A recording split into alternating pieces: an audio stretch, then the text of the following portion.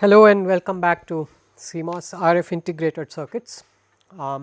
Today is the 29th lecture and we were discussing oscillators, and as part of that discussion today I plan to talk about noise in oscillators. So, in the last class we saw a couple of oscillator architectures, right, and these are fairly standard architectures. This kind of an oscillator is used almost all the time in RF CMOS circuits, CMOS radio frequency circuits. These oscillators are used all the time. The quality factor of the inductors, of course, is not terribly high. You get on an integrated circuit, you will get a Q of 5, little bit higher maybe depending on how high a frequency you are planning to oscillate at. The frequency of operation is typically decided by the resonance frequency between the inductor and the capacitor, right. So, remember the half circuit, right, how we went from the full circuit to the half circuit. Where was that? We did that over here, right over here, right. So, L and 2C are going to resonate, which means that the resonant frequency is going to be 1 by square root of 2 L C, that is omega, and then this divided by 2 pi will give you the frequency in hertz. Fine. Now, if you are planning to oscillate at a particular frequency, you do not exactly have too much control over the value of the inductor, over the exact value of the capacitor, right. I mean, you lay out some capacitor, and unfortunately because of parasitic effects, because of process variations, temperature variations, the actual value you finally end up with is going to be somewhat different from what you wanted to start with. Similarly, the value of the inductor is also not well controlled. So, the actual oscillation frequency is not necessarily going to be the frequency that you want. So, if the tolerance on the capacitor is 10%, if the tolerance on the inductor is 20%, then the actual frequency is going to be 10 plus 20, actually a square root of that. So, 15% in error. Now, that is a lot of error for a frequency. If I pick up, remember our discussion on the precise frequency, etc., etc. If I pick up a quartz crystal oscillator, the error in the frequency over there is 10 parts per million, right. 10 parts per million is something like 1 in 10,000, no 1 in 100,000. So, that is 0.001% in error. So, for a quartz crystal, the tolerance in the frequency is 0.001%. For our LC oscillator, it is 15%. That is a huge amount of error that we have to deal with. So, what is the solution? The solution, of course, is not to have an oscillator like that. Let us make an oscillator that is controllable.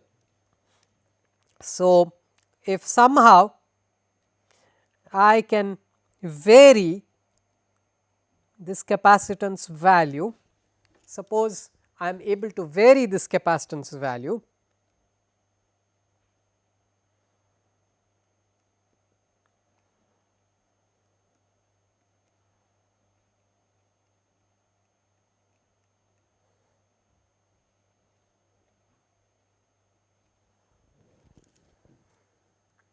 okay. If I can vary the capacitance value, I can cover a large range of frequencies, and one of those frequencies will be the one that I want. So, this is basically the idea. Instead of being able to oscillate at a specific frequency, I will make a variable capacitor over there, and let us find out, let us turn the knob over there and figure out exactly, let us tune the oscillation frequency, right. So, this is standard. How do you tune this oscillator? Now, in the old hand tuned radios, you remember there used to be a radio, even a 2-in-1 box like this, and there used to be a knob over there. This knob was basically tuning the frequency. It is tuning this particular variable capacitor, because you do not know what the value of that capacitor is. It has to match to the value of the radio station, to the frequency of oscillation has to match the value of the frequency of the desired radio station. So, that is why you are tuning it and adjusting it and catching the precise radio station. You are listening also. So, there is some sort of feedback, and when you get the loudest noise or when you get the clearest sound, that is when you stop tuning, right. So, even older radios, there used to be a coarse tune, fine tune, etcetera, etcetera. Right. We do not want to be tuning this by hand, especially on a cell phone. You do not want to tune the receiver by hand. There is no knob. You want to do it electronically, and more importantly, you want it to be seamless. That is, you want it to be controlled by the base station. The base station asks you, go to this frequency, and you should immediately go to that frequency. There should be no such tuning business. So, to start with, this particular capacitor should be able to vary electronically. So, we use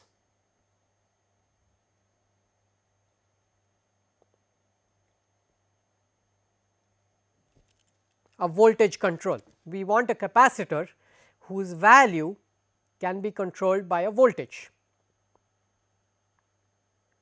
Okay. So, this becomes a voltage controlled oscillator.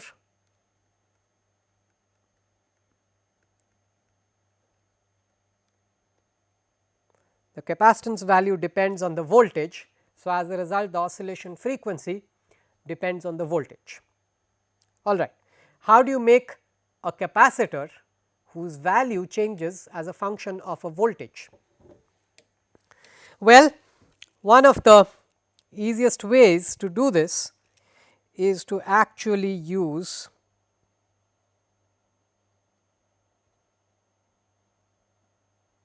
p-n junction diodes.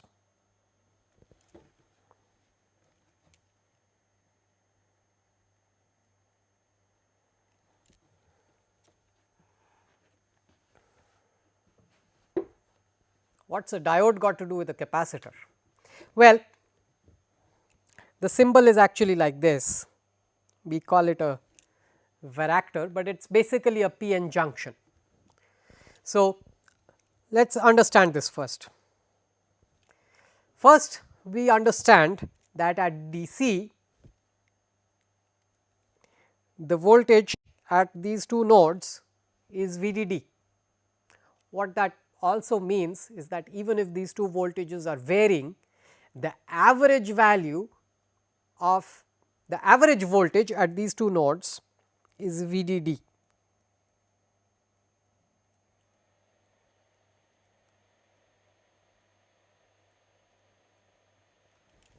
Okay. If you look at the average over time, value is VDD, exactly equal to VDD because of the inductor, right. So, if I have V control as any voltage between ground and VDD, which is usually the case,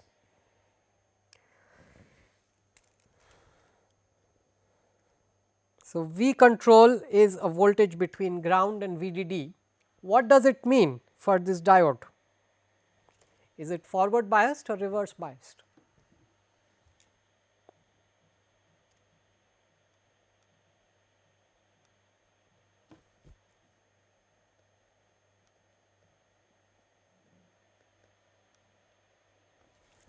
They are both reverse biased. All right. Now, think about what happens when you make a p-n junction.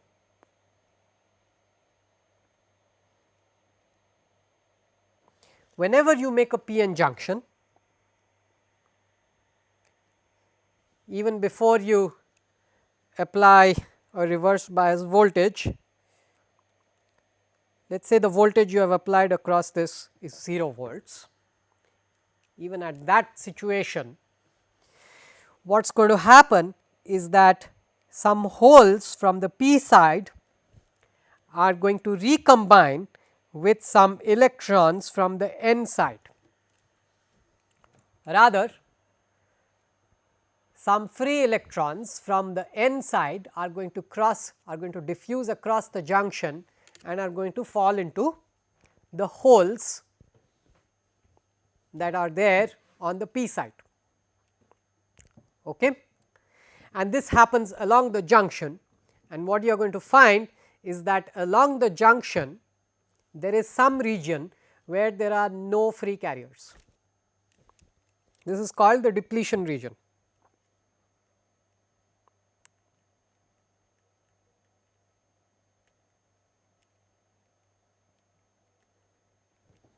All right. So, this happens even without applying any voltage. So, you have formed a depletion region. Now, there are no carriers in the depletion region. What this means is that that particular region, the depletion region, acts like an insulator.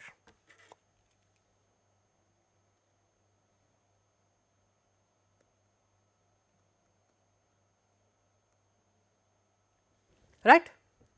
You can't have electricity going, you can't have electrons moving across the depletion region, right. There are no carriers in the depletion region, no carriers allowed. As soon as carrier comes in, it falls into a hole, or it falls into an electron recombines with a hole.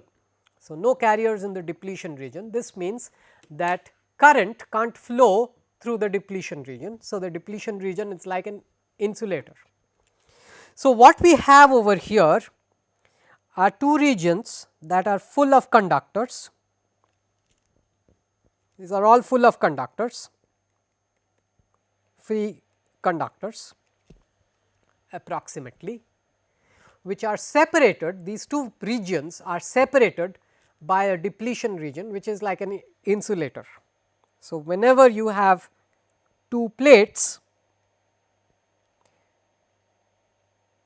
separated by an insulator, this is some dielectric in between, it is like a capacitor, all right, and the capacitance is A times epsilon divided by D, where A is the area of the two plates. It is parallel plate capacitor, this is a classic parallel plate capacitor, all right. So, the capacitance is a function of the distance between the two plates. Now, when I reverse bias this, let us say I make this minus 1 volt. So, this portion is 1 volt, the N side is 1 volt above the P side. So, N side is positive. What happens? The electrons get sucked or get attracted towards the positive voltage, and the whole side is negative, the P side is negative.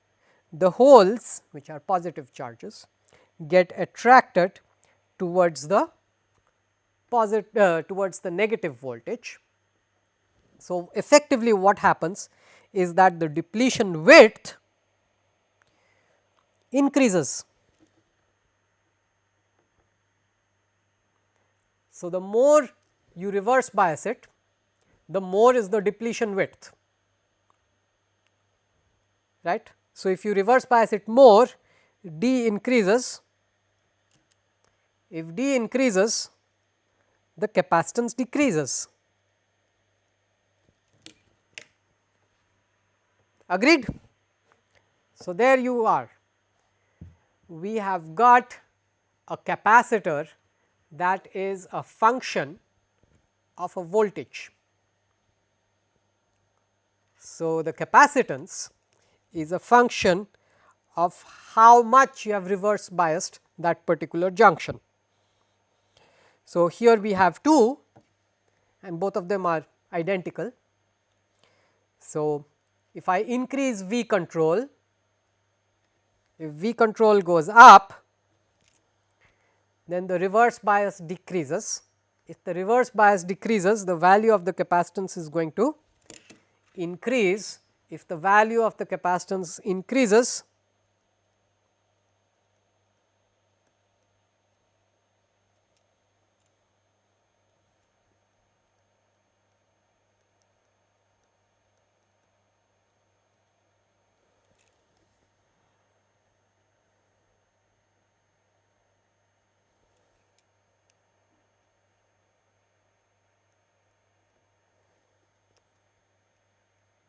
if the value of the capacitance increases, then the frequency is going to decrease. All of these are not proportional, right. So, the amount of capacitance is not proportional to the V control. So, do not even think that it is a proportionality over here, no it is not. I am not saying that it is proportional, the frequency is not inversely proportional to V control, it just goes down as V control goes up. So, overall what you are going to see is, if you plot on the x axis you plot V control, on the y axis you plot the frequency of operation of this, then what you are going to find is that there is some sort of negative behavior. Okay. In any case you can't have V control more than VDD, right. So, this is basically the idea. Now, the other things that you have to take care of over here are first of all you need appropriate diode size. Secondly, you maybe do not want such a high variation in frequency. I mean this is the variation in frequency, maybe you do not want this much variation in terms of frequency, maybe you want some lesser amount of variation. In that case you put a fixed capacitor in shunt with this, you will get lesser variation in terms of frequency. So, your net capacitance is now the fixed capacitor plus the variable capacitor, which will reduce the control dependence of the frequency, right. So, there are a number of these ways. So, this is a commonly used technique, this is an analog voltage controlled oscillator. Popular modern oscillators sometimes do not use this analog control, a lot of times they use digital control. So, they are no longer voltage controlled oscillators, they will be a digital code controlled oscillator. So, there will be a digital code and that will switch some switches on and off, and as you switch some switches on and off you create more or less capacitance whatever you want over here, and accordingly the frequency of oscillation is determined. Okay. So, those are called DCOs, these are also quite popular. VCO is something age old, this is quite popular, used routinely. All right. Now, important, what is the noise in an oscillator? So, we have talked about noise in the past, right. We understand that the MOSFET has a lot of these noise components. There is noise because of the channel of the MOSFET, there is noise because of the gate of the MOSFET to some extent, right. There are other noise components like flicker noise or 1 over f noise. What is the noise of an oscillator? So, how we do this is as follows. Let us make an attempt.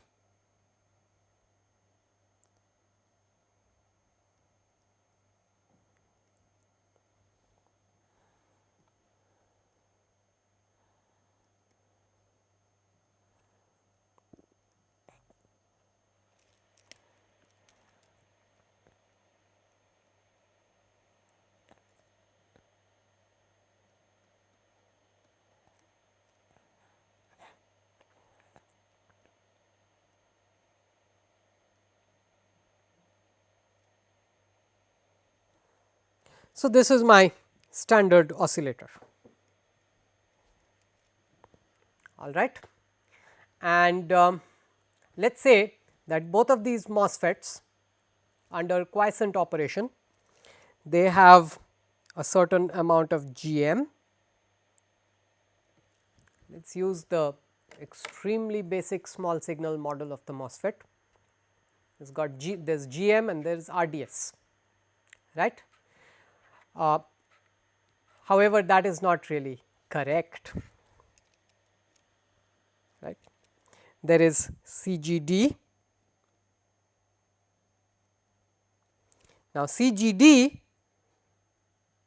can be lumped in to the discrete capacitors that we have got over there.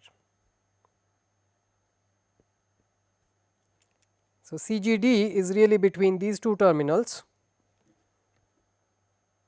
and I can lump it inside the capacitances that we already have over there. So, I need not bother about CGD, right. What else is there? There is C gate to source. C gate to source is like a capacitor on the load.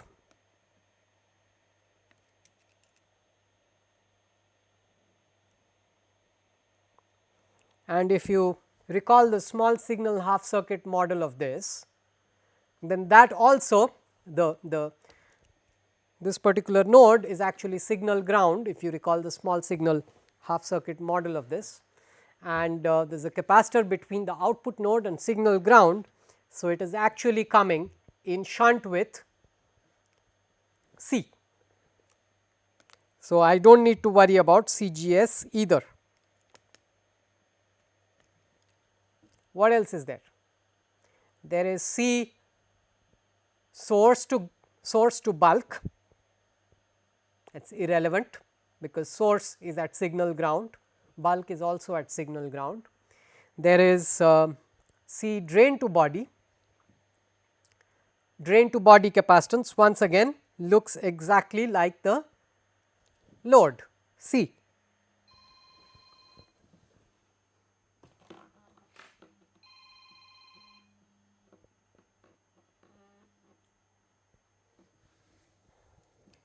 So, drain to body also looks exactly like the load capacitance, and as a result I should not be bothering about it. So, all of these parasitic capacitors are really not of much consequence. They can be lumped, all of them can be lumped inside these two capacitors, all right. So, then in that case our crude small signal model of the MOSFET, which is basically a GM and an RDS, actually not a bad one, it is quite a good small signal model. Okay. So, let us plug in that particular small signal model.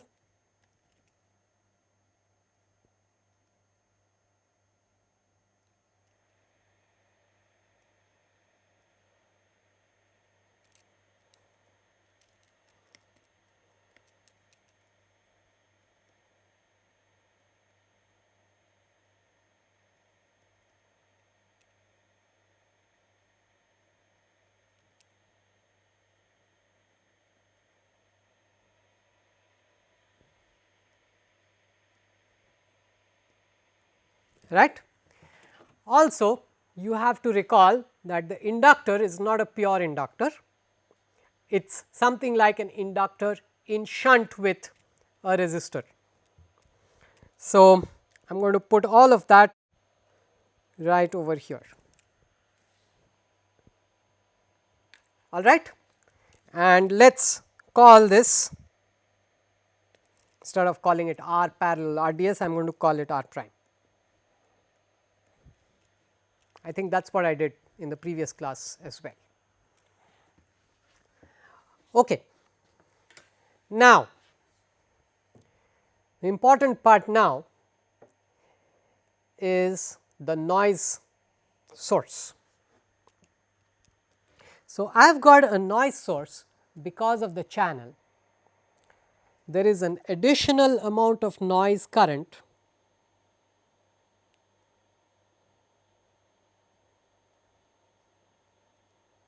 over here.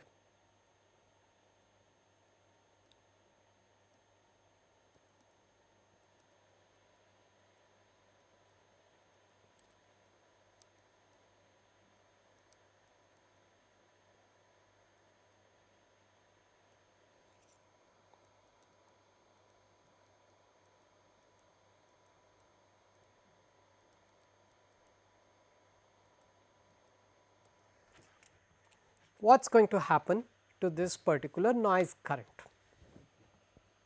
Right, this is the issue that is of concern right now. So, let us redraw our circuit in a simplified manner. So, I have got L to ground, R prime to ground and C to ground. C is not really the actual capacitance, it is the capacitance in shunt with all the other parasitic capacitors.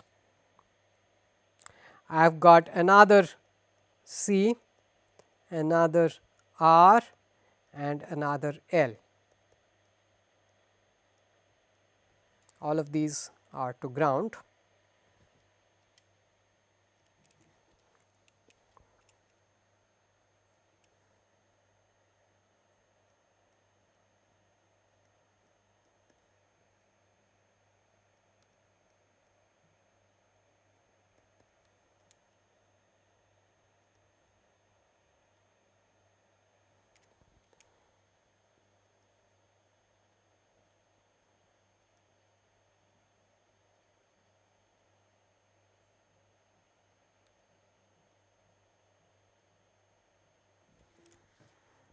Okay.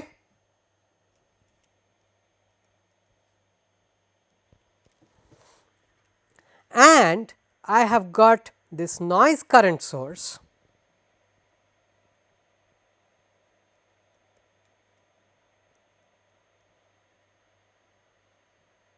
on both the sides as well.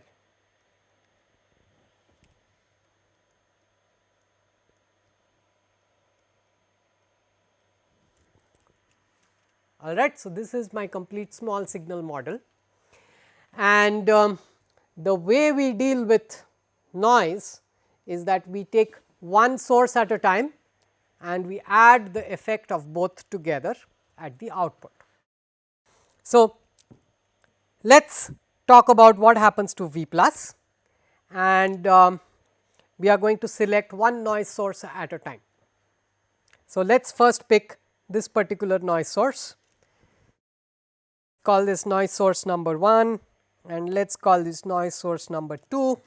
So, we will pick noise source number 1 and see what is its effect on the output. So, first of all, what do I have over there? I have V plus times 1 by j omega L plus 1 by R prime plus j omega C, that is the current. I am basically trying to write a Kirchhoff's current Kirchhoff's node equation for V plus.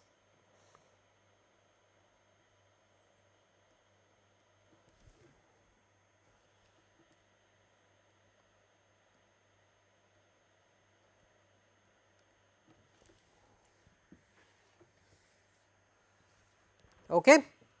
So, this is what I have got at that particular node, and if you examine the node V minus, then you have got more or less the same thing without the noise source.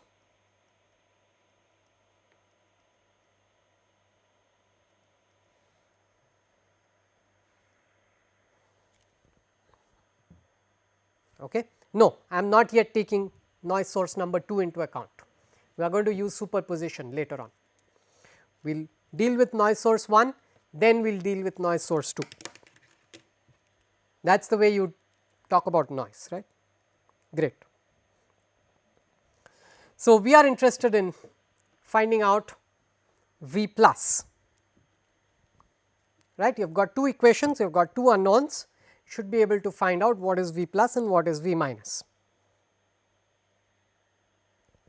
How do you do that? Well, it is not very difficult. You add the two equations, you have got V plus plus V minus times G m plus 1 by j omega L plus 1 by r prime plus j omega c equal to minus I n 1.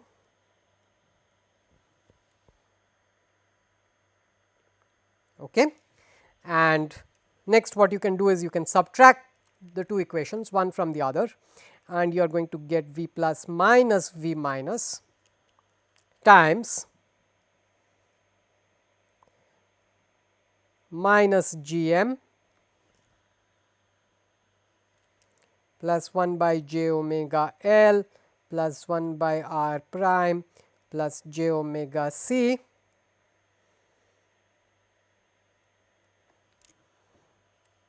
is equal to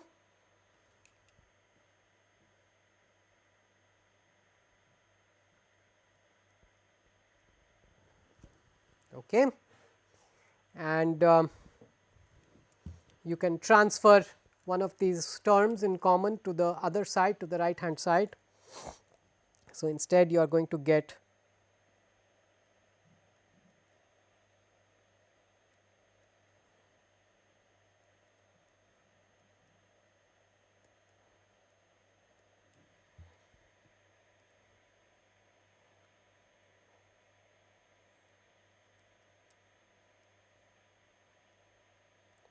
okay, that is what I am calling Z over here. And then finding out V plus is a trivial affair. You add the two of these and divide net result by 2.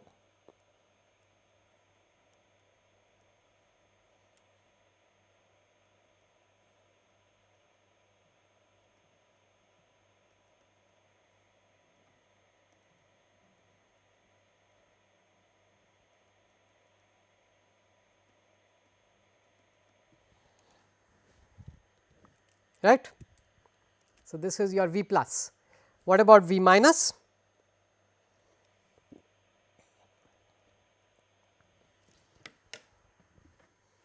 V minus is also not terribly difficult. You subtract the 2 and then divide it by 2.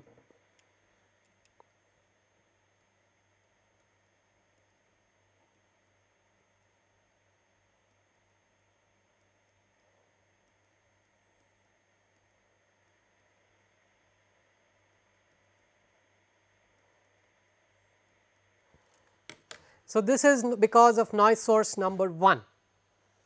Now, because of noise source number 2, I will get basically a flip of signs. I will basically get more or less the same thing, just that this addition and subtraction will now become different.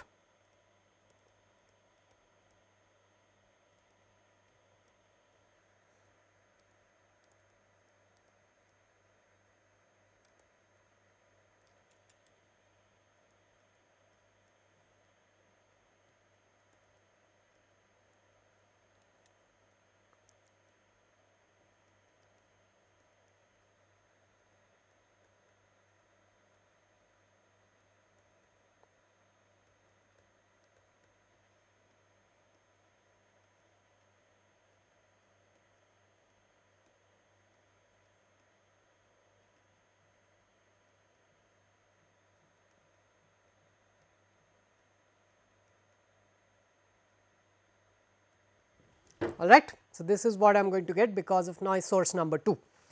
Now, what you have to do is you have to square both of these and add them, right. So, you have to square the contribution of noise source 1 to V plus, you have to square the contribution of noise source 2 to V plus, and you have to add these two squares.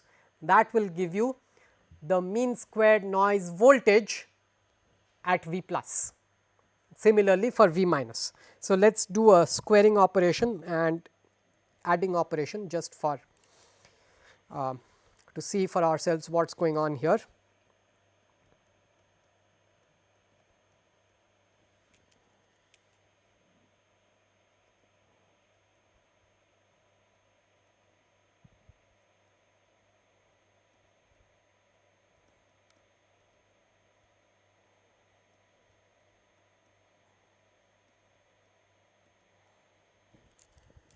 So, first of all, what happens to 1 by g m plus z times plus 1 by minus g m plus z.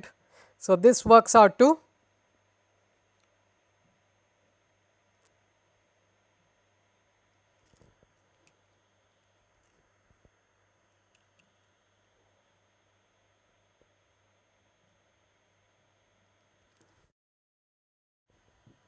if I am not mistaken.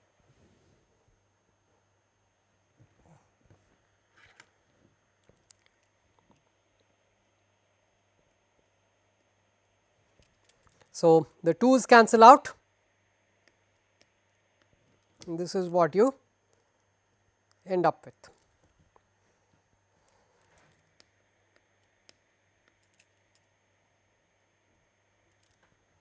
Okay.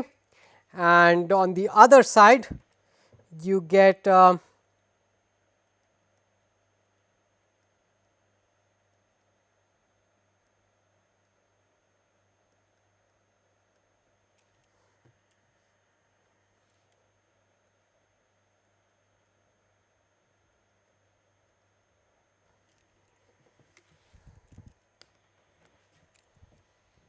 if I am not mistaken, this is correct. Yes. And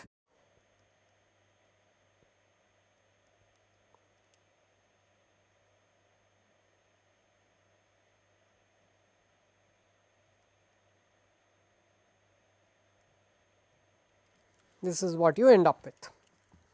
Now, what I am saying is you add the squares of these two things.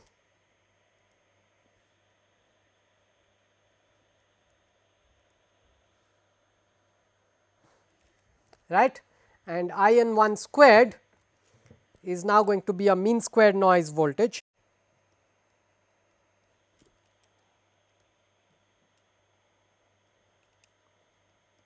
I n 2 squared is also a mean squared noise voltage, and in the denominator I have got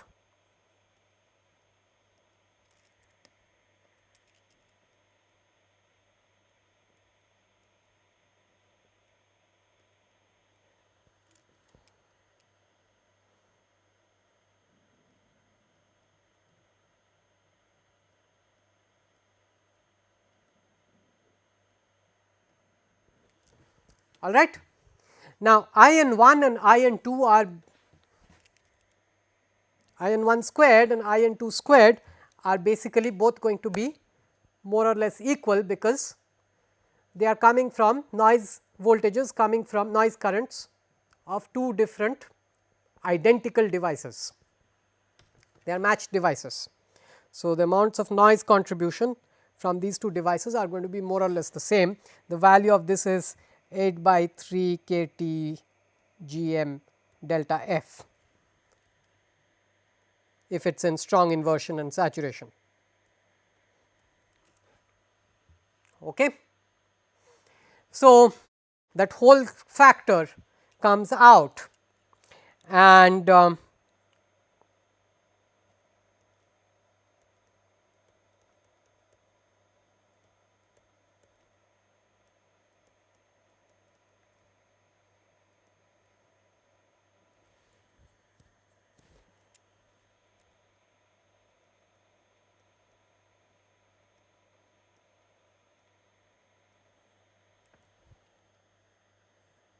All right.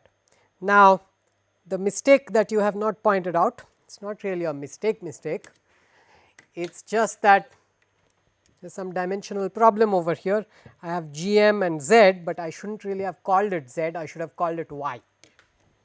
So, let me call it Y instead of Z. I am sorry over here, just call it Y instead of Z, still the same result.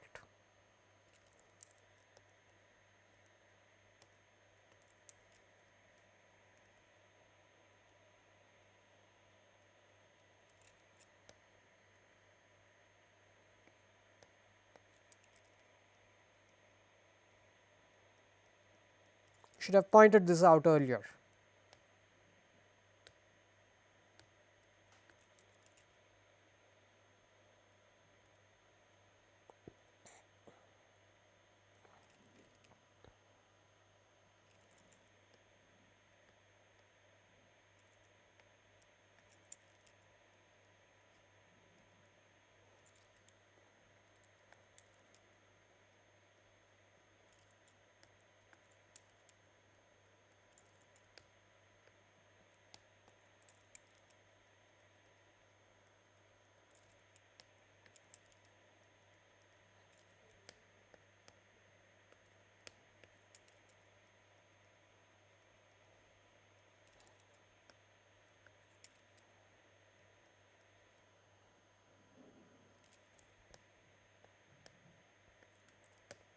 So, this is not really a mistake, this is just notation. So, I would rather call it Y. Y is what? 1 by j omega L plus j omega C plus 1 by r prime. This is Y.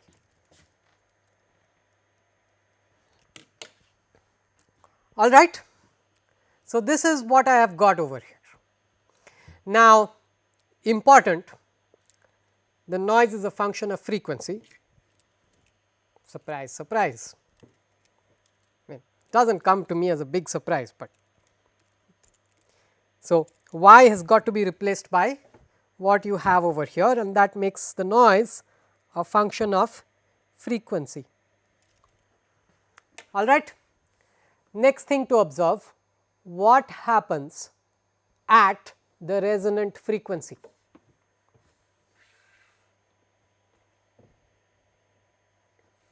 What happens at the resonant frequency? So, let us say at the resonant frequency, not at the resonant, let us say that this G m quantity is equal to 1 over r prime, right. That was the case we started off with and said that we get beautiful sinusoid oscillations when this is true.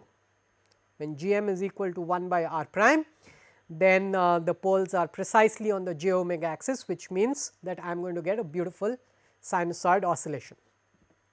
All right. So, let us say that G m squared, or rather G m is the same as 1 over r. Do you get noise? Is this quantity of noise large or small? So, to assess this, what I am going to do is I am going to divide numerator and denominator by G m to the power 4.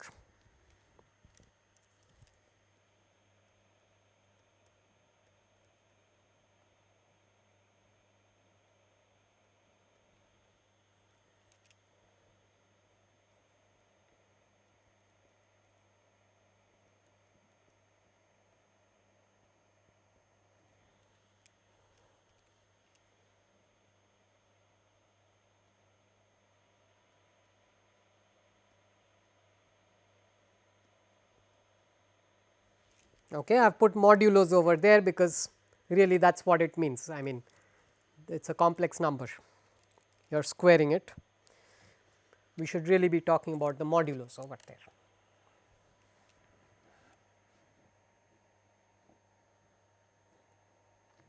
Okay. So, what happens in this case?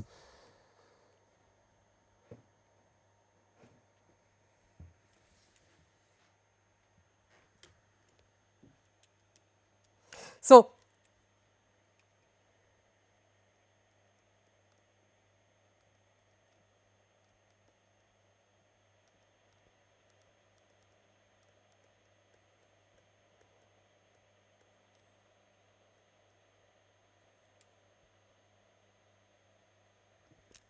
this is what I have, y by g m is 1 plus a complex quantity,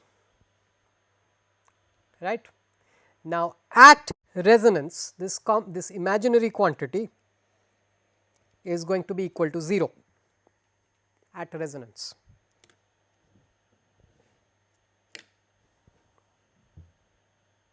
Agreed? At resonance this imaginary quantity is going to be 0, which means that all I have is this real one, which means that I have got 1 plus 1 squared, which is 1, divided by 1 minus 1 the whole squared times some quantity 8 by 3 k T by G m delta f. This is the noise voltage, mean squared noise voltage at the output, which means I have got infinitely large quantities of noise at the resonant frequency. This is fantastic, right. This means that at the resonant frequency the noise is going to be amplified, small amount of noise is going to be amplified, and this circuit is going to oscillate. This is really something very, very nice that I have going over here, right. What happens if I am a little bit off from that resonant frequency? I will still see a very, very large amount of noise,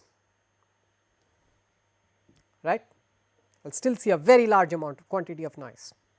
What happens, let us say at DC, omega equal to 0. At omega equal to 0, what have I got as far as y by g m is concerned? Y by g m is something which is infinitely large, 1 by 0.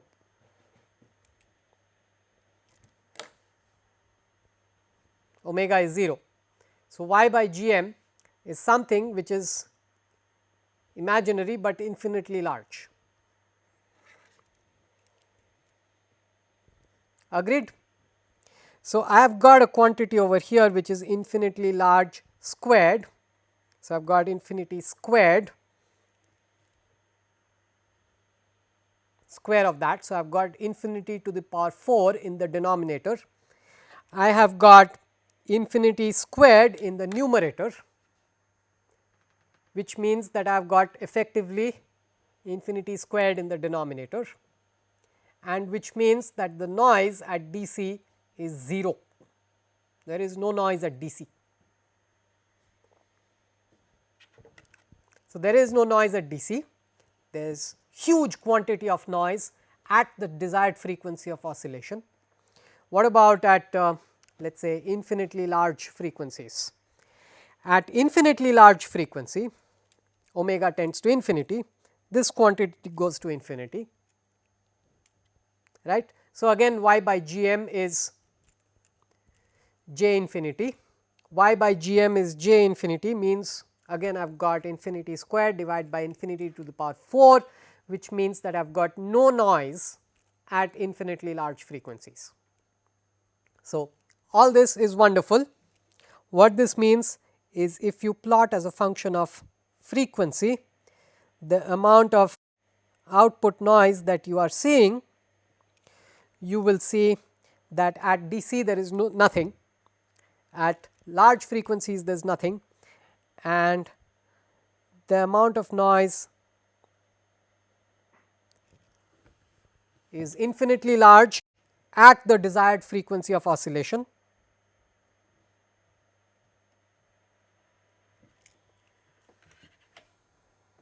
Right, and then it drops off. Great. So, what this tells us is that this oscillator will work because of noise. right, because I mean let us say there is no startup, let us say we did not make GM more than 1 by r prime, right. Let us say GM is precisely equal to 1 by r prime, then the poles are precisely on the j omega axis. So, when the poles are precisely on the j omega axis, will the oscillator work at all? That was a question raised in the previous lecture, right. I mean the question was, if at all it oscillates, what will be its amplitude? Why not 0 amplitude? So, this is why it will not oscillate with 0 amplitude. It will oscillate with significantly large amounts of amplitude, even when r prime is exactly equal to 1 by gm. You will get perfect sinusoid oscillations, but because of noise.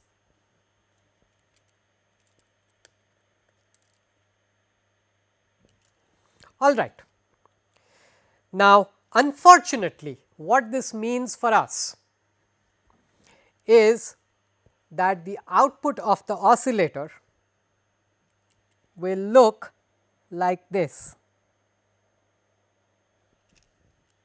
So, what you had hoped for was the spectrum of the oscillator to look like an impulse. Okay. This is what you wanted to make. Instead, because of noise, channel noise in the MOSFETs, I did not even talk about noise in the resistors, right, but there is going to be noise in the resistor.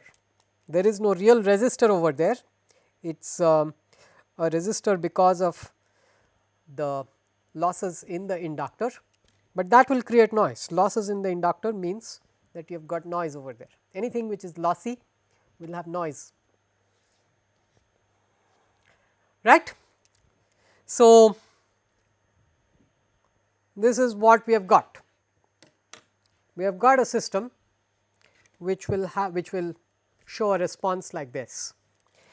All of this is really called phase noise. In a real oscillator, all of this extra stuff is called phase noise. Why? Why is it called phase noise? Because there is no noise in the amplitude, the noise is only in the phase. The amplitude is the amplitude of a square wave, there is nothing to be said about the amplitude. The amplitude is 0 and VDD, or the amplitude is the positive and negative rail, whatever it is, right. You have generated a square wave, there is no amplitude noise, there is only phase noise. All that noise is over here.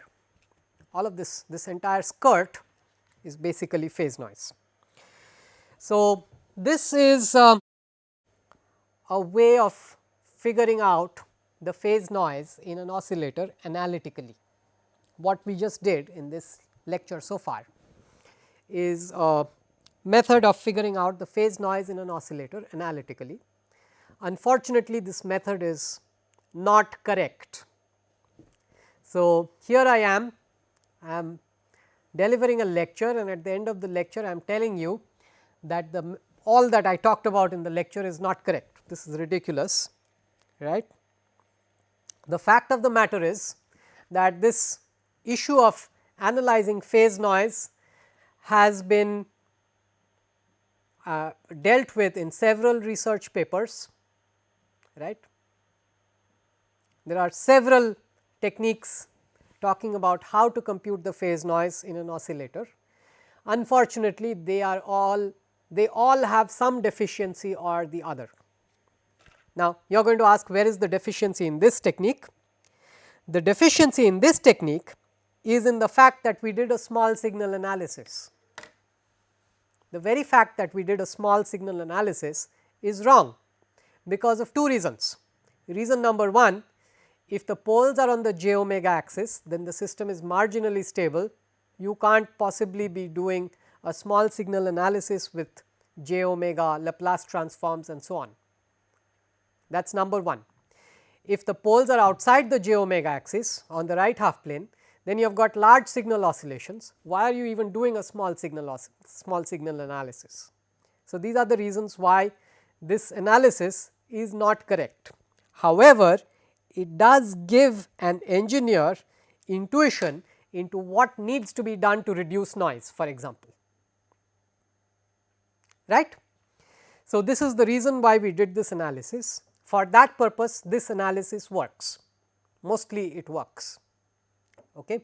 If you ask a simulator to simulate phase noise for you, even the simulator, there are some deficiencies in that also.